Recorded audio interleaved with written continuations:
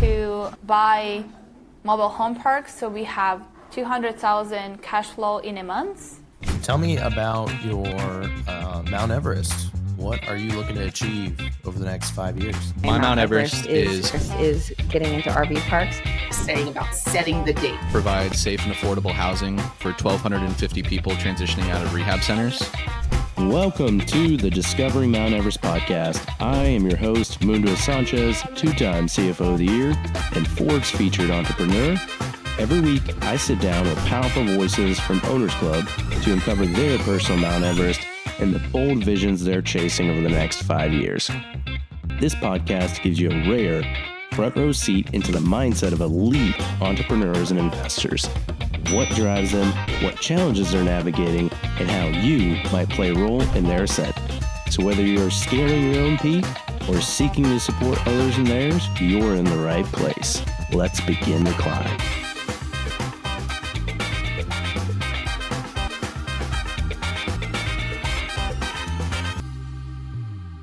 All right, welcome back to episode 18. I have Darina here at Owners Club. We're in beautiful Monterey, California. So thank you for coming on the show. I'm excited to dive in. I'm going to pretend like I don't know anything about you, even though I do. But for the audience, I'm going to be asking questions about you. Amazing. Yeah. So maybe give us a brief intro about like how you got started in real estate. And then we can talk about like where you are now and then like your Mount Everest. So I started in real estate. My husband actually wanted me to learn about real estate, and I wasn't interested. I came to US 5 years ago, and I was like, I don't want to know anything about real estate. I didn't know terminology. And he was like, I know these flippers, they make so much money. And he was doing just construction.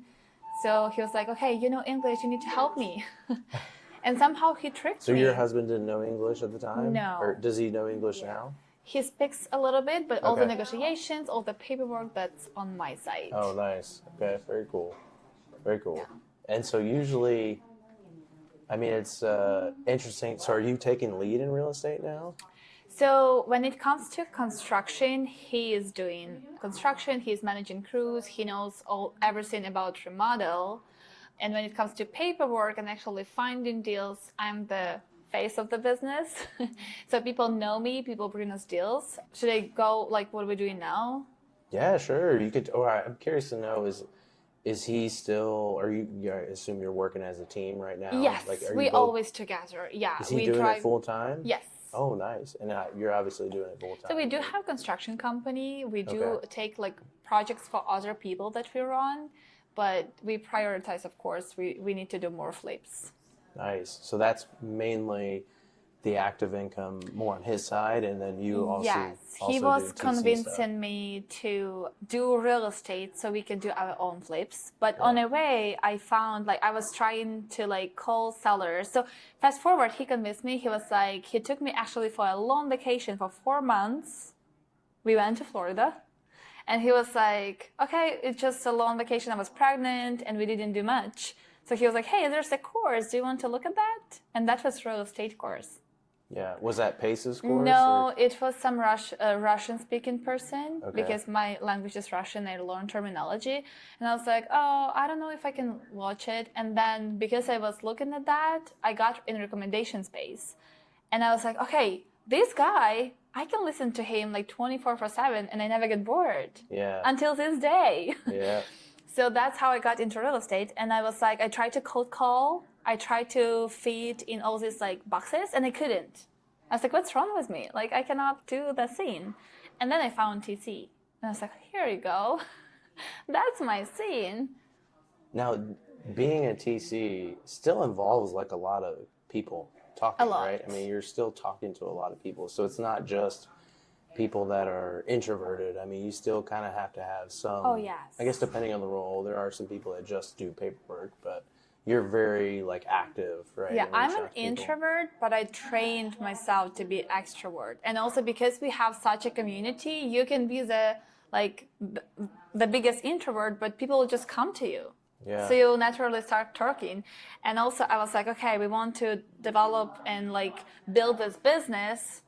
So we have to actually like change. Yeah. We have to uncover. So yeah, so the biggest, like my husband was like working on me so I can start working on real estate. And so you started doing TC work by yourself, started your own company, right? Yes. Or did you join a team first? No, I started to do TC work by myself. Okay. And then 2 years later, I was like, okay, now I'm at the capacity. I do like 16 deals at a time. It's too much. And then I actually now co-own a TC collective, which is a TC company. So I have girls working on deals, all the creative deals, while I'm focusing myself on like fix and flips and buying mobile home parks. Is that is Alyssa Ritchie? Is she in there? Or is No, that a she's different with one? Elite, and Okay. Rinda, Amick, and Chelsea Westover. They are with TC, the TC collective. Okay, so that you're partnered with Rinda. Yes. Oh, okay, nice. Yes. Nice. So y'all are cranking out a lot of volume. Yes. Yeah, that's awesome. And are you actively doing TC work, or are you more on like the sales side? So I do TC work only when it comes to like bigger deals. If it's Okay. like 500 units, or I do more remessets. Yeah. So when it comes to like complicated deals or bigger volume like parks, I will do that. But normal sub 2 stuff, you have people on your team that Yes, will like do which those kind of are files. not just regular TC. They are highly trained. They also from top tier TC. They have a lot of experience. We have a really high like detailed oriented TC that like high professionals. Yeah, nice. That's amazing. And so tell me about your Mount Everest. What does that look like? What are you looking to accomplish in the next 5 years? Yeah, so I hear about a lot of Mount Everest, and people tell when I achieve this, I will start like helping, or I will start like building something. And I'm like, I'm here and I already can help. Yeah. So my Mount Everest will be to buy mobile home parks. So we have 200,000 cash flow in a month. And as of now, we have active income from our fix and flips. Yeah. But then we want to have income from mobile home parks to replace our fix and flip income. Of course, we want to grow the TC company and have more bigger and consistent clients in it.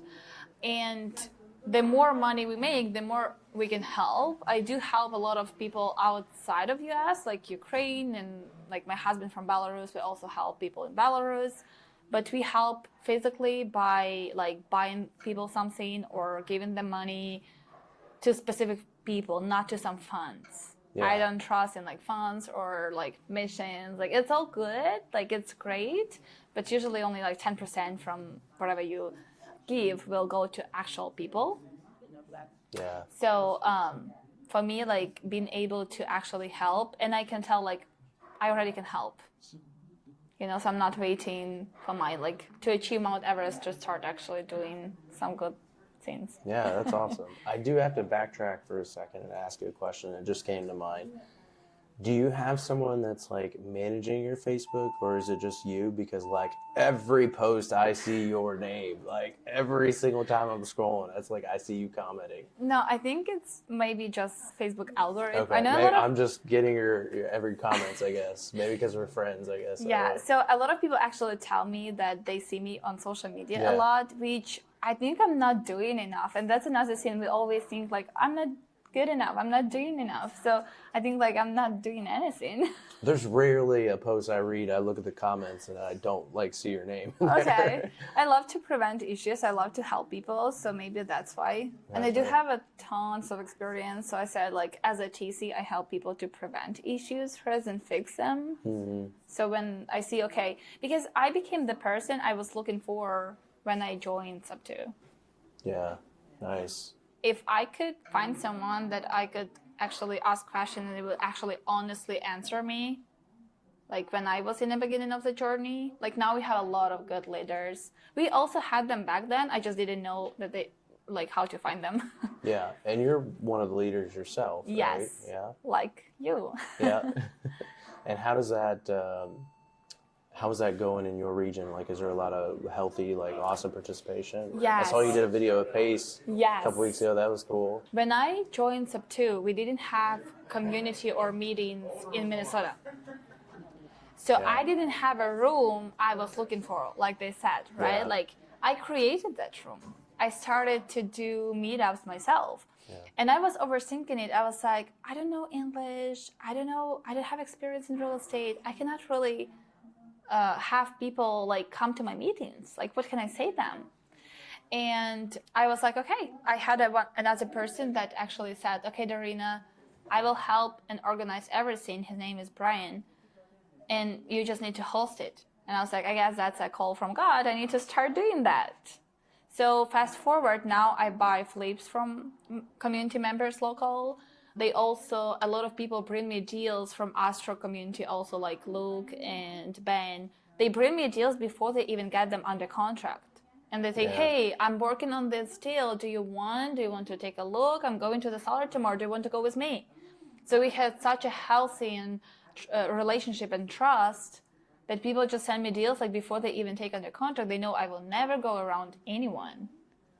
That's awesome. Yeah, and we have like really good, nice community, and I think even different communities in Minnesota, they are friendly between each other. And so what would you like people to bring to you? Is it more fix and flip opportunities, more TC opportunities, all the above, I'm sure, right? So for TC, we have really good team. And when it comes to TC, a lot of people like trust and they bring you deal, but then they don't know who stay behind the company. And we don't have VAs working on deals. We have really good people. They live here, they train, they are experienced. So if people have deals, we're happy to TC them. I'm looking for flips only in Minnesota. Really specific, like 30 miles around Twin Cities. I would never go like far away. And I'm looking for mobile home parks. Okay. So nice. we open for partnership. Aren't you, I thought I heard, are you partnered with someone else in the Tyler, community? yes. Okay. Tyler. Yes. Tyler, where? Is that right? Okay, yes. Cool. So we're looking to buy mobile home parks in Central Florida and Georgia. And if people have parks in other states, we do have buyers for those parks. Nice. So you're looking for, I mean, even wholesale opportunities as well. Yes. On that. So we can still help people to make money if they bring. Yeah. But Okay. we're looking like 40 pads plus in Central Florida. And if it's like other state, like red state, we would like 80 pads plus. Yeah. Why Florida? Is that where So he's from? Taylor, he lives there, Okay. and he already owns parks in Georgia, and we just want to be able to scale and to have management company in place. And it's really harder to do when you're like everywhere. Yeah. Sometimes when people say, oh, I do deal nationwide, I'm like, does it mean you don't do anything? Because it's really hard to manage. Like you can buy, but then to scale and manage, even Pace, he doesn't really buy everywhere. Yeah. He's really conservative. Yeah. No, that makes sense. So where can people find you? Are you pretty active on social media, like Instagram? Instagram, Darina Aleksa. Same with YouTube. I'm trying. And then, Facebook, of course. Awesome. Or they can email me, darinasub2@gmail.com. Really easy. I do have different emails, but this one is really easy. Okay. All right. Cool. Thank you so much for coming on to the show. Appreciate you sharing a little bit more about yourself and your background and your Mount Everest and what you're working on. It sounds like you're working on a lot of different things and all real estate. I'm trying to catch up you. Yeah. You also do a lot of things. Yeah. I'm excited. Thank you for having me, and thank you for doing it. I'm excited for all your challenges. Yeah, no, thank you. Yeah, I'm actually an introvert, but I found a way to gamify and let my like interior competitive spirit take over and like overcome my introvertness. So like Love I it. force myself to like do this, force myself to like find my way back home through doing that. So like, because my default programming would be like, I'm just going to go to my room and call it a night. I know, yes. So like in these types of environments, it's like, I don't have a choice but to succeed and achieve this outcome. So like in my head, it's like episode 9, 10, 11, 12, and I'm just focused on like, getting it out and connecting with good people like you and doing all that stuff. So that's why And how I do can that. we help you? That's a great question.